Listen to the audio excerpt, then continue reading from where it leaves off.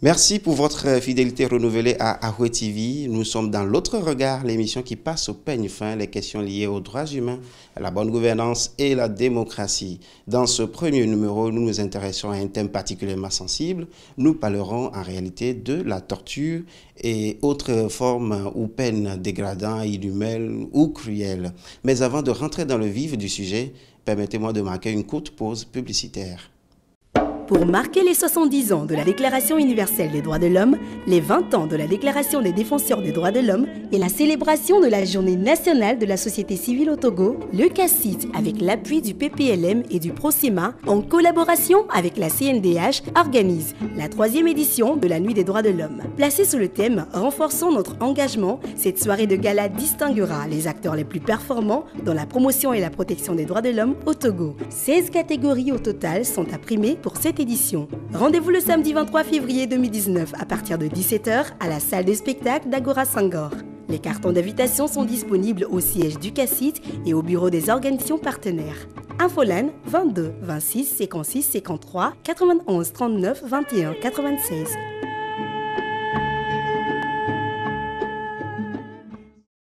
Alors, nous revenons avec nos invités. Je vous dis que ce matin, je suis en réalité très honoré d'avoir deux invités de marque. Je commence par la gauche avec Monsieur Ghislain Niankou, qui est le directeur exécutif du collectif des associations contre l'impunité au Togo, entendez par là le CACIT. Monsieur Ghislain, bonjour. Bonjour, monsieur. Soyez bienvenue sur notre plateau. Merci beaucoup, c'est un honneur. Ok, merci. Alors, à ma droite, j'ai Monsieur Ngele, Monsieur Isidore Collins Ngele Djega. Il est camerounais, mais il est surtout le responsable Afrique de l'OMCT, l'Organisation mondiale contre la torture. Il est dans nos murs depuis plus d'une semaine déjà. Alors, Monsieur Ngele Djega, bonjour. Bonjour, Monsieur Roger. Okay. Alors, Monsieur Ghislain Niankou, je reviens vers vous en rappelant aux téléspectateurs qu'en réalité, le CACIT, en collaboration avec l'OMCT, a organisé du 28 au 1er février 2019, c'est-à-dire courant la dernière semaine du mois de janvier, une consultation nationale des organisations de la société civile, des journalistes, des acteurs étatiques pour l'évaluation de la mise en œuvre de la Convention contre la torture.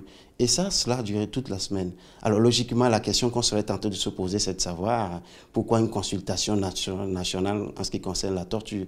La torture est-elle en réalité un sujet d'actualité chez nous au Togo? Oui, merci pour l'opportunité. En réalité, pourquoi une consultation? Je dirais d'emblée que le Togo a ratifié des conventions au niveau international, des conventions qui lui donnent obligation de pouvoir présenter des rapports périodiques. Et en ce moment précis, le Togo se prépare pour le passage devant le comité contre la torture pour l'évaluation de la mise en œuvre de la Convention contre la torture. C'est ce qui a recommandé donc, cette consultation nationale des différents acteurs pour voir au niveau de la société civile, au niveau des acteurs étatiques, mais aussi au niveau des médias, quelle est leur compréhension du travail qui a été fait ces dernières années sur la mise en œuvre de la Convention, afin que la société civile puisse préparer un rapport alternatif à celui de l'État, qui a été d'ailleurs déjà déposé, pour pouvoir, devant le comité, avoir des recommandations pertinentes à mettre en œuvre dans les années à venir pour améliorer la situation de la lutte contre la torture au pays. D'accord, merci à vous. Donc, si je comprends très bien, le Togo est en passe de passer encore une fois devant le comité contre la torture, c'est-à-dire dans le mois de juillet, exactement dans 6 mois. Et outre le rapport que le gouvernement togolais va présenter, la société civile, ensemble avec les journalistes, etc., il y aura un rapport alternatif, c'est bien ça?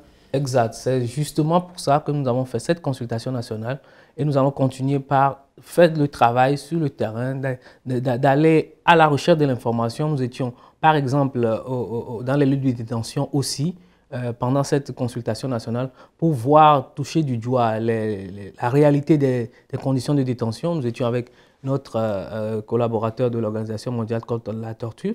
On était hier encore à la prison civile de Lomé, on était à la prison civile de Palimé pour donc, comme je l'ai dit, toucher du doigt la réalité des conditions de détention et proposer des recommandations pour que la situation s'améliore en ce qui concerne les conditions de détention dans le pays. Monsieur Isidore Collins Ngele, quand on parle de torture ou autres peines, traitements cruels, inhumains et dégradants. À quoi fait-on allusion concrètement? Merci de poser cette question qui vise à éclaircir l'opinion publique sur ces concepts que nous manipulons parfois avec un peu de rigueur. La torture renvoie à des actes visant à infliger à une personne des souffrances et des douleurs aiguës, souffrances physiques mais aussi morales, psychologiques, dans l'objectif de lui estorquer ou de lui obtenir des aveux, mais aussi l'objectif de l'humilier, de l'intimider, de l'avilir, de la priver de sa dignité humaine. Et on parle donc de torture quand tous ces actes sont infligés par des agents publics, des agents agissant en qualité officielle ou au nom de l'État, pour le dire de manière triviale. Les traitements inhumains et dégradants sont aussi des actes relevant d'une certaine souffrance, douleur moins aiguë que la torture, mais tout aussi avilissants et déshumanisants, qui peuvent être perpétrés dans des conditions de détention ou dans des moments d'arrestation ou dans d'autres circonstances. Alors, vous qui êtes en charge de la gestion, en fait, je veux dire, vous qui êtes en réalité le responsable Afrique de l'Organisation mondiale contre la torture, évidemment, vous avez l'habitude de voyager à travers l'Afrique, de rencontrer des gens, d'aller dans beaucoup de pays. Dites-moi, comment est-ce que la torture se vit-elle de façon concrète en Afrique, de façon générale en fait? Disons qu'elle se vit mal. Personne ne pourrait s'accommoder de la pratique de la torture. Et malheureusement, en dépit des efforts énormes qui sont faits par beaucoup d'États africains, notamment sur le plan institutionnel et législatif, la pratique de la torture reste pour certains États une constance, pour d'autres un enjeu majeur, et pour d'autres encore, un exercice continu vers l'éradication. Donc il y a une diversité en la matière sur le continent africain. Pour ceux qui en font encore une constance, on remarque que c'est systématiquement dans les mêmes événements, les mêmes circonstances qu'elles sont pratiquées. La torture se pratique encore dans beaucoup de pays où il y a des mouvements citoyens importants qui vont dans la rue pour revendiquer, dans des pays où les partis politiques essayent de poser leurs revendications à travers des manifestations. Et il y a donc, comme je le disais, une réaction brutale des services de sécurité qui systématiquement infligent des peines, des douleurs inacceptables. La torture se pratique aussi dans les lieux de détention, que ce soit des lieux de détention officiels ou pas. Dans beaucoup de pays, il y a encore des lieux tenus secrets où des personnes sont amenées et gardées pendant longtemps, sans avoir accès à un avocat, sans avoir accès à leur famille et vivant dans des conditions inacceptables, n'ayant pas accès à la lumière, aux soins de santé et subissant des sévices corporels énormes. Cela existe dans plusieurs pays d'Afrique et l'actualité nous enseigne que dans les dernières semaines, en RDC, lorsqu'il y avait des manifestations en République démocratique du Congo, quand il y avait des manifestations énormes dans la rue, la pratique de la torture a visé spécifiquement les activistes des droits de l'homme, les défenseurs des droits de l'homme, les acteurs politiques. La pratique de la torture a aussi été constatée ces dernières semaines au Soudan, où il y a aussi des mouvements importants de revendication, le Zimbabwe, le Cameroun, il n'y a pas longtemps. Et même ici au Togo, il a été relevé des sévices corporels importants, l'atteinte à l'intégrité physique des manifestants depuis 2017.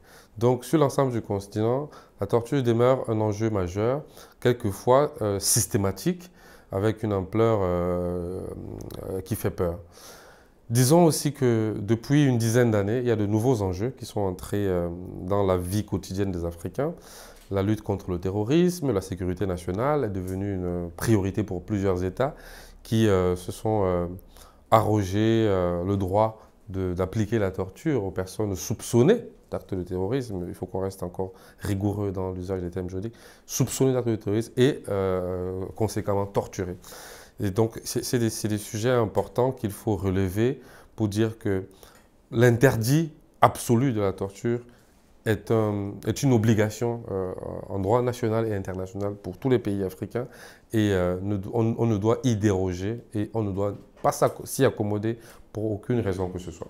D'accord, tout à l'heure dans vos explications, vous avez évoqué le cas des manifestations. En gros, il faut comprendre que souvent quand il y a des crises ou des manifestations, etc., la tortue s'illustre en ces périodes-là. Ceci m'amène en fait à me tourner vers M. Ghislain Niakou. M. Ghislain, je vais vous montrer tout à l'heure un élément, un témoignage d'une victime de torture, et puis j'aurai votre appréciation là-dessus tout à l'heure. Alors, suivons plutôt l'élément. Le 18 août 2017, il marche de l'île, il y a un valet d'homme. Comme bon, et moi, j'ai tout le monde me raconte pour me dire que je suis homme. Il y a des gens qui sont homme pour les mille à fond, pour il y a des gens qui sont homme autant pour caca on couvre et va do problème va quand il va un couvert et guana actuellement fique les filles en couvrir de kaya on va les prendre non c'est n'avait le document parce que non il me dit le cas je suis pas né comme ça on me dit un couvrir de 14 ouais et bien on va trop un couvrir de 14 donc à y vivre c'est serré que le document c'est n'avait pas un bunadona de quoi il garou donc mun jijobe nu venina mo mun yento drone cho mai do me ma ba ke ma ba gboba e so ku vinyo gba ku vi gbagba e so gboba a ho. Alors monsieur Ghislain Niakou, dites-moi de votre côté, depuis la création du CACIT, le collectif contre les associations, enfin le collectif des associations contre l'impunité au Togo, est-ce qu'il vous arrive de relever ce genre de cas et de façon générale, combien de cas de torture avez-vous déjà relevé depuis que le CACIT existe? Un seul cas de torture, c'est déjà de trop. Ce que nous pouvons dire, c'est que le récit que nous venons de voir, bien le témoignage de la victime, nous avons de ces genres de témoignages qui viennent au niveau du CACIT, la plupart du temps après les manifestations, certaines personnes qui disent n'avoir pas été fait même partie des manifestants qui auraient été pris à partie parce qu'ils étaient dans les parages. Nous avons eu des cas d'une dame, par exemple, qui, elle, bien sûr qu'elle a participé aux manifestations, mais elle a failli passer de vie à trépas si on n'était pas intervenu à temps pour sauver sa vie. Elle a été tellement molestée, tellement battue que ses os étaient visibles. Donc, le monsieur qu'on vient de voir, lui, par exemple, aujourd'hui, il ne voit plus bien d'un œil. C'est des cas que nous connaissons et nous déplorons. Et nous espérons que les autorités prendront les mesures pour qu'à l'avenir, ces genres de cas ne se produisent plus. Justement, j'allais vous demander, depuis 2006, là nous sommes en 2019, combien de plaintes avez-vous déjà introduites? Je rappelle que nous sommes avec le collectif des associations contre l'impunité au Togo. Parce que votre combat, c'est de lutter contre l'impunité. Est-ce qu'il y a eu déjà des gens qui ont été punis pour rendre justice aux victimes? Je reviens encore sur les chiffres. Le nombre de plaintes, il y en a plusieurs. On a déposé depuis 2006 à aujourd'hui plus d'une trentaine de plaintes, hein, que ce soit au niveau national ou au niveau international et notamment au niveau de la Cour de justice de la CEDEAO. Au niveau national, nous n'avons pas eu Donc d'abord, je tiens à souligner que cette trentaine de plaintes, c'est parfois en groupe, hein, parfois on regroupe un certain nombre de victimes qui ont eu à subir des sévices dans une situation particulière en groupe. Au cours d'une manifestation, on fait un dossier commun. Par exemple, les victimes de 2005, on avait un dossier commun pour plusieurs, 12 victimes de violation des droits de l'homme en général, mais parmi elles, des victimes de torture. De la même manière, pour d'autres cas, on dépose les cas pour 6 personnes en même temps, pour plus parfois. Et donc, pour nous, au niveau national, nous n'avons pas à ce jour eu gain de cause. C'est pourquoi je tiens à rappeler que le nouveau chantier sur lequel nous devons nous battre aujourd'hui, c'est la lutte vraiment contre l'impunité. C'est parce que ça ne se faisait pas, des actions ont été faites. Le chantier a commencé avec aujourd'hui l'effectivité du code pénal qui criminalise la torture, ce qui n'existait pas avant, qui n'offrait pas au juge l'occasion de pouvoir faire son travail de manière adéquate. Nous attendons que le code pénal aussi passe assez rapidement, pour que le code de procédure pénale plutôt passe assez rapidement. Nous entendons à ce que la CNDH commence son travail. Il y a autant de choses pour lesquelles on s'est battu pour que la lutte contre l'impunité soit une effectivité. Ceci dit, au niveau national, à ce jour, on n'a pas encore une décision en ce sens. Et nous avons dû donc aller vers la Cour de justice, la CEDEAO, parce que nous avons déposé des plaintes au national sans résultat, qui a donné gain de cause aux victimes. Récemment, une victime que nous accompagnons a eu près de 20 millions d'indemnisation et l'État a payé, démontrant quand même sa volonté d'aller dans le sens de la mise en œuvre des recommandations des mécanismes de protection des droits de l'homme. On se souvient que dans ce pays, M. Adjino aussi, à un moment donné, on a fait le plaidoyer après les recommandations du Comité contre la torture pour sa libération. Il a été libéré après. Toutefois, nous pensons qu'il y a du travail qui nous attend encore, malgré ce travail qu'on fait au niveau national avec nos avocats qui travaillent avec nous pro bono et que nous remercions beaucoup parce qu'ils se déplacent pour aller à Abuja sans rien prendre pour plaider les cas des victimes. Donc, la CEDEAO nous a beaucoup aidé à avoir des cas sur lesquels le travail a été fait, des condamnations ont été prononcées pour démontrer que le juge national a du travail à faire, pour démontrer aussi l'effectivité de la question de la torture au niveau national, que ce n'est pas juste des mots que nous prononçons. Il y a une cour régionale qui dit effectivement, oui, il y a eu des cas de torture, il y a eu des cas de torture, il faut indemniser la victime. Et l'État, en indemnisant, reconnaît quand même que sur le terrain, il y a des cas de victimes de torture et il y a un travail qui doit se faire en ce sens. Donc la justice nationale, dans le sens de la torture, pour le moment, ne marche pas, mais côté sous-régional, vous avez quand même eu gain de cause. Mais en dehors des plaintes que vous introduisez et qui n'aboutissent pas, par exemple sur le plan national, est-ce que vous avez d'autres façons d'accompagner ces victimes-là ou c'est juste côté judiciaire? Oui, nous avons d'autres façons d'accompagner ces victimes. Nous leur offrons l'assistance médicale. Et pour ça, nous tenons aussi à remercier notre partenaire, l'Organisation mondiale contre la torture, l'Union européenne notamment aussi, qui nous aide dans le cadre de l'assistance à ces victimes-là pour l'assistance médicale, que ce soit des victimes dans le cadre d'urgence ou des victimes en détention qui sont dans des situations d'urgence. Et par exemple, M. Kokodoko qui vient d'être libéré, nous avions entamé son traitement avant même qu'il ne soit libéré. Et actuellement, nous sommes du mouvement Nubuike, nous sommes en train de le traiter. Donc, c'est dire que nous faisons du travail sur les victimes, non seulement pour porter plainte, etc., mais nous essayons de leur offrir une meilleure santé. On remercie aussi le Haut Commissariat des Nations Unies aux droits de l'homme depuis Genève, qui aussi finance le traitement à offrir aux victimes de torture que le CACIT a l'habitude de faire. Il y a de bonnes volontés aussi, que ce soit au niveau national ou international, qui parfois, ayant appris des cas de violation, se portent à garant ou bien offrent un certain moyen pour que l'on puisse assister ces victimes. Je voudrais aussi profiter pour remercier les médecins, les psychologues qui nous accompagnent, qui accompagnent le CACIT pour offrir ce genre d'assistance aux victimes. Donc, du travail se fait en ce sens, non seulement le juridique, mais le médical, le psychologique. D'accord. Monsieur Isidore Collins-Singele, du côté de l'Organisation mondiale contre la torture, dites-nous, est-ce que vous êtes souvent alerté sur les cas de torture venant du Togo? Oui, nous sommes alertés par des cas de torture venant du Togo, mais aussi d'autres pays du monde, parce que nous sommes un mouvement mondial qui fédère plusieurs centaines d'organisations nationales qui travaillent dans leur pays et qui nous alertent lorsque des personnes sont victimes d'actes de torture, notamment des défenseurs des droits de l'homme, des activistes, des journalistes, mais aussi des citoyens ordinaires. Lorsqu'ils sont victimes d'actes de torture, nous recevons des alertes. Nous les traitons à travers un mécanisme que nous appelons les appels urgents, qui consiste en fait à alerter aussi notre réseau d'acteurs en capacité d'agir. C'est-à-dire que dans le cas du Togo, par exemple, nous avons un mécanisme qui nous permet d'alerter directement la primature, la présidence de la République, le ministère de la Justice, sur un cas de torture ou de traitement inhumain et dégradant qui aurait pu être détecté soit dans une prison, soit lors des manifestations. Parce qu'il faut aussi le dire, parfois, ces actes sont le fruit du zèle d'un agent quelconque et qui le fait sans peut-être la connaissance de ses supérieurs.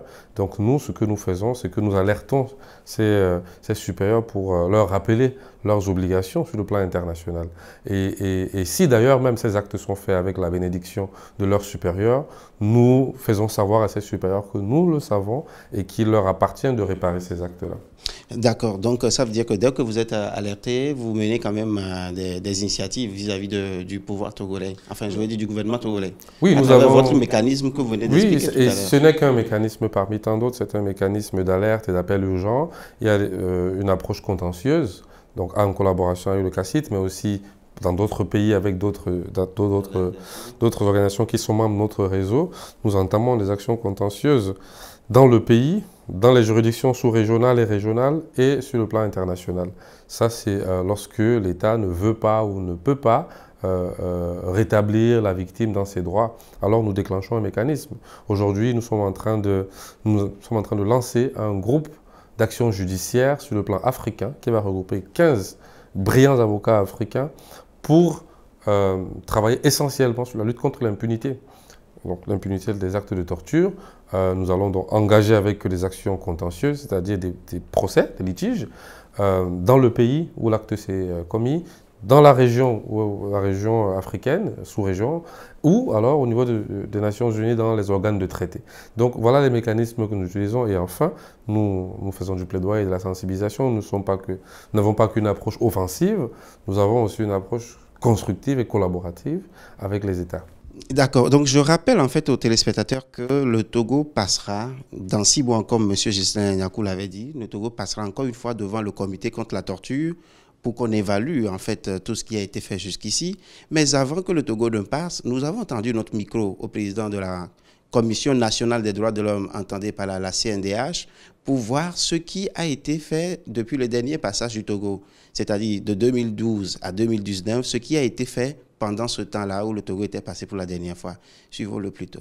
On a engagé des travaux d'élaboration de la nouvelle loi qui cadre avec le nouveau texte. Et nous appelons ça projet de loi.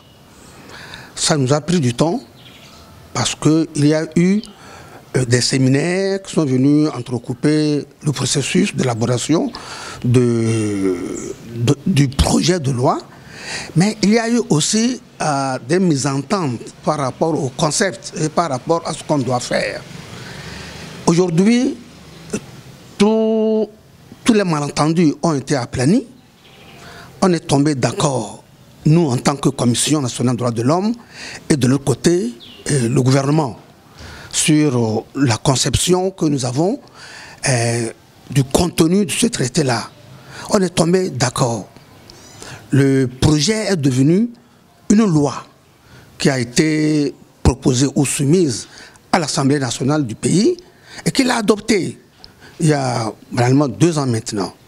Alors, M. Ngele, vous avez suivi tout à l'heure le président de la Commission nationale des droits de l'homme qui, en gros, explique qu'en réalité, de 2012 à aujourd'hui, il y a un projet de loi qui a été voté. Quelle est votre appréciation? Comprenez-vous qu'on puisse quand même prendre 7 ans, des fois, pour en arriver là? La vie d'un État ne se limite pas à 7 ans, donc ce n'est pas le plus important. Le plus important, c'est l'ensemble des efforts qui sont faits et surtout la volonté résolue de cet État à vouloir éradiquer la pratique de la torture. Donc, pour revenir à votre question, depuis la dernière session en 2012, l'État du Togo a effectivement consenti de nombreux efforts relatifs, il faut le dire, parce qu'il y a des efforts notamment sur le plan législatif et institutionnel, c'est-à-dire que des lois ont été adoptées. Une loi notamment sur le code pénal qui le met aux normes, c'est-à-dire en conformité avec la Convention contre la torture. Il y a effectivement une loi qui revisite les mandats, les attributions de la Commission nationale des droits de l'homme et qui fait d'elle aussi un mécanisme national de prévention, c'est-à-dire que l'État est conscient qu'il vaut mieux prévenir les actes de torture, qu'il vaut mieux former, qu'il vaut mieux surveiller plutôt que d'attendre que ces actes se produisent. Donc ce sont des avancées. Et il y a un certain nombre d'autres avancées, la construction d'une prison à Palimé, une prison au Standard, même si aujourd'hui le nombre pour lequel il a été construit en dépassement. Mais voilà, avec le soutien, comme le disait tout à l'heure Ghislain, de l'Union européenne et nous aussi, nous profitons pour remercier l'Union européenne et les autres partenaires internationaux qui soutiennent nos actions, le gouvernement de Suisse, Irlande, Pays-Bas, qui soutiennent les actions que nous posons dans ce sens-là. Donc l'État, oui, a posé des actions, mais, et ça c'est important de le dire, a encore des efforts à faire. Et pas des efforts cosmétiques. Parce que la lutte contre la torture et l'impunité contre les actes de torture ne peuvent pas se satisfaire des efforts et des actions cosmétiques. Il faut des véritables révolutions en la matière. Il faut des politiques nationales qui puissent montrer la volonté résolue et affirmée des États à tourner définitivement la page. Et on peut énumérer par exemple une politique carcérale humaine. Une politique qui mette les prisons, l'ensemble des prisons du Togo, au standard minimum. C'est-à-dire on ne demande pas l'extraordinaire, il y a des standards minimums que auxquels tous les États ont adhéré. On leur demande de simplement s'arrimer. La prison de Lomé, par exemple, où j'ai été personnellement, ne répond pas à ces standards. Que ce soit dans la taille des cellules, le nombre de personnes dans chaque cellule, le nombre global de personnes dans la prison, la qualité de l'alimentation, la qualité de l'accès aux soins. Tout cela montre qu'il y a non pas seulement, comme je le disais, des petits règlements à faire, mais une réflexion nationale à faire avec le soutien de la société civile. Et nous sommes disposés à apporter notre soutien là-dessus pour proposer au peuple togolais une véritable politique nationale sur le plan carcéral qui puisse respecter et protéger les droits des détenus. Il y a par exemple aussi une réflexion importante à faire sur la politique pénale en elle-même. Dans les prisons, il y a encore un nombre important de personnes prévenues qui dépasse en termes de ratio le nombre de personnes dont les peines ont déjà été prononcées. Et cela rend la vie difficile justement entre les prévenus qui d'ailleurs dans certaines prisons sont mélangés, etc. Donc il y a une véritable politique pénale à se proposer. Que signifie la prison pour nous? Que signifie la sanction pour nous? Et on peut d'ailleurs y ajouter de la culture africaine pour se demander c'est quoi, ça sert à quoi concrètement de punir? Est-ce que l'objectif est de restaurer la personne dans sa dignité humaine, de la corriger, de la restaurer et de la réinsérer dans la société, ou alors de l'envoyer en enfer, de la punir dans un endroit inacceptable, de garder une personne en détention pendant plusieurs années pour avoir volé un œuf, sans que cette personne ait rencontré un avocat, sans qu'elle ait été jugée. Donc il y a de vraies réflexions sur le plan national à faire. Il existe aujourd'hui de nouvelles dynamiques comme la justice restaurative, les peines alternatives, palliatives. Ce sont des vraies questions que les juristes togolais et l'État togolais doivent se poser. D'accord, les vraies questions qu'il faut se poser.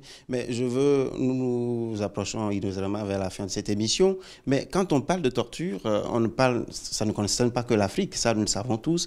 Alors comment est-ce que la torture suivait sur le plan mondial? Nous avons tendu notre micro au secrétaire général de l'OMCT qui apprécie de façon globale, comment est-ce que la torture se vit et dans quelles conditions on remet souvent ces actes de torture? Effectivement, nous voyons à l'Organisation mondiale contre la torture que la torture est une pratique partout dans le monde. C'est assez courant en Afrique, comme vous dites, c'est assez courant en Asie, c'est assez courant dans les pays de l'Amérique latine, c'est assez courant au Moyen-Orient. Et de plus en plus, et je crois on doit le constater très clairement, il devient de plus en plus acceptable dans les pays occidentaux, dits démocratiques, dits développés, notamment dans une lutte contre le terrorisme, dans un contexte migratoire, etc.